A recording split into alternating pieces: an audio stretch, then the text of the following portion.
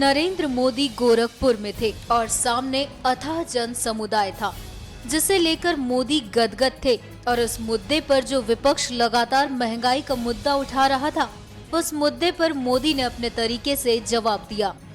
आप भी सुनिए और जानिए कैसे मोदी सरकार के सबसे बड़े काम पर सब चुप है। इसलिए मोदी की बात सुनिए और जानिए जनता के लिए कितना काम कर रही है मोदी सरकार। महंगाई की चर्चा बहुत स्वाभाविक होती है, लेकिन कभी महत्वपूर्ण फैसले हो जाए, बड़े महत्वपूर्ण दाम कम हो जाए तो उसको भुला दिया जाता है। यहां जितने भी किसान होंगे, आपने कभी सुना है पिछले 30 साल में, मैं चुनौती देता हूं, आपने कभी सुना है कि हमारे देश में फर्टिलाइजर के दाम कम हुए हो? ऐसा कभी सुना है भाई? सुना है? नहीं हुआ ना?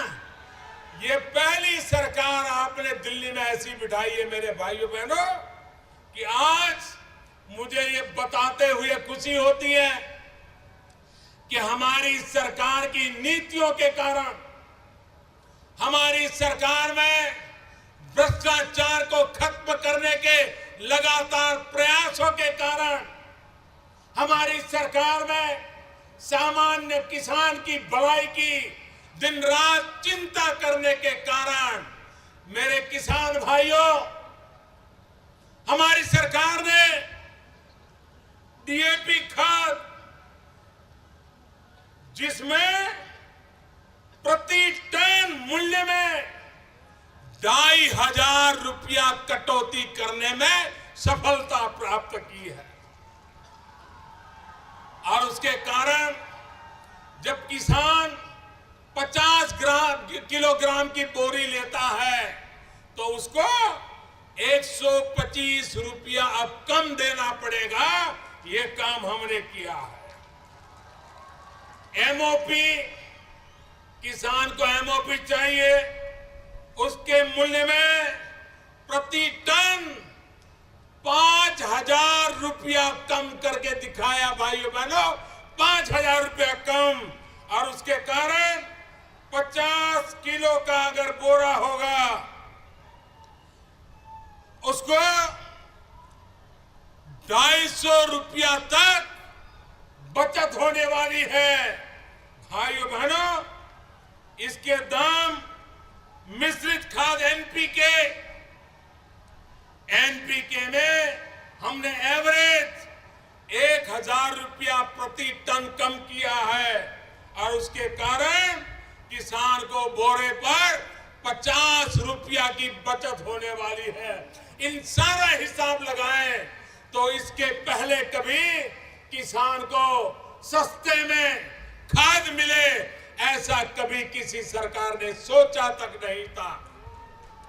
ये पहली सरकार है जिसने इस दिशा में सोचा है। यूपी में चुनाव के पहले नरेंद्र मोदी ने पूर्वांचल को बड़ी सौगात दी है। उन्होंने गोरखपुर में अखिल भारतीय आयुर्विज्ञान संस्थान एम्स की आधारशिला रखी और वहीं रैली को संबोधित किया। मोदी ने अपना संबोधन भोजपुरी से शुरू किया। गोरखपुर में खाद कारखाना और एम्स के शिलान्यास कार्यक्रम में उपस्थित रहुआ सभी के प्रणाम।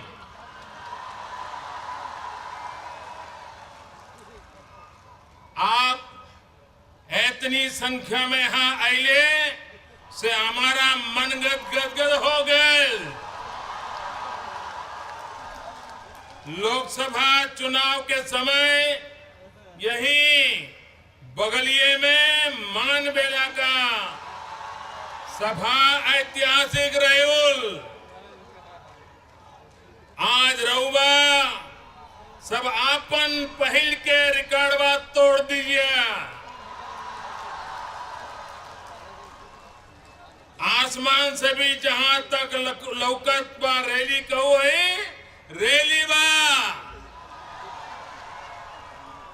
आप सबन के सहयोग से में सरकार बनवले कि 2 साल में जवन वादा कहो कि गैल रहनी आज वह पूरा करे और वही के बतावे आयल बाटी। नरेंद्र मोदी ने अपने संबोधन में यूपी की जनता का इतने अच्छे सांसदों को चुनने के लिए धन्यवाद दिया। मुझे आपको इस बात के लिए भी अभिनंदन करना है, पूरे उत्तर प्रदेश में अगर आपने ऐसा हमें बल न दिया होता तो हिंदुस्तान में 30 साल के बाद जो मजबूत और स्थिर सरकार बनी है वो कभी नहीं बन पाती।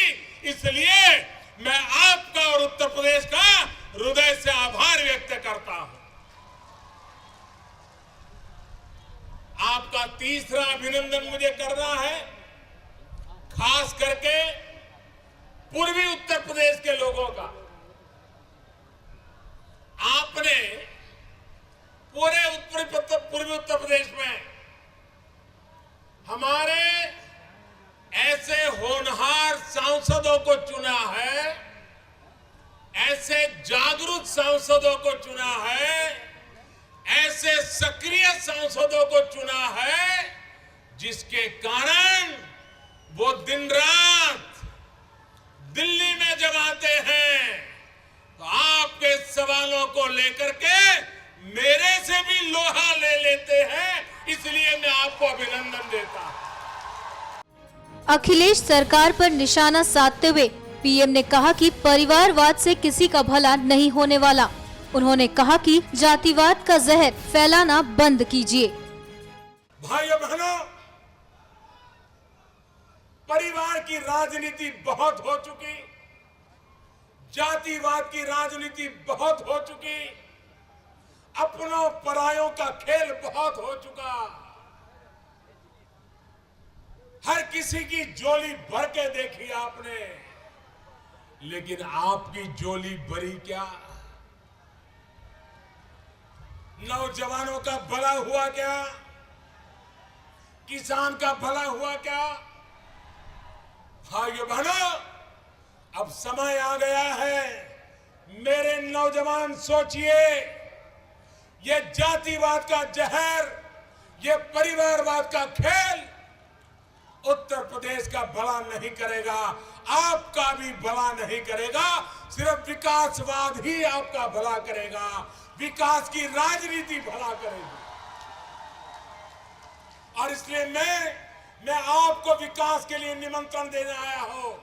आइए, जैसा मुझे आशीर्वाद दिया वैसा आने वाले दिनों में आशीर्वाद देते रहिए, आपके सपने पूरे करके रहेंगे। नरेंद्र मोदी ने फर्टिलाइजर के अलावा गोरखपुर को एम्स की भी सौगात दी। इतने बड़े प्रदेश के लिए एम्स की सौगात बहुत बड़ी बात है। मोदी ने इस मौके पर स्वास्थ्य मंत्री जेपी नड्डा और अनुप्रिया पटेल को भी धन्यवाद दिया। एनएमएफ न्यूज की रिपोर्ट। लेकिन भारत में एम्स को एक मानदंड माना गया है। आप मुझे बताइए, क्या एम्स दिल्ली वालों के लिए ही होना चाहिए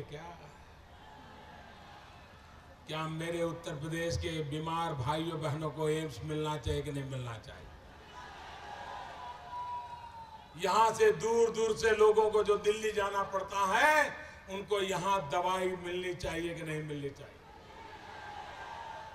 भाइयों बहनों, 1000 करोड़ से ज्यादा रुपया लगेंगे, लेकिन एम्स बनेगा, 700 बेड का आधुनिक से आधुनिक अस्पताल बनेगा। अभी हमारे नड्डा जी और अनुप्रिया जी के नेतृत्व में भारत में आरोग्य की योजनाओं को आगे बढ़ाने की दिशा में अनेक हम कदम उठा रहे हैं। उसमें एक महत्वपूर्ण कदम आज गोरखपुर में एम्स को हम लागू कर रहे हैं।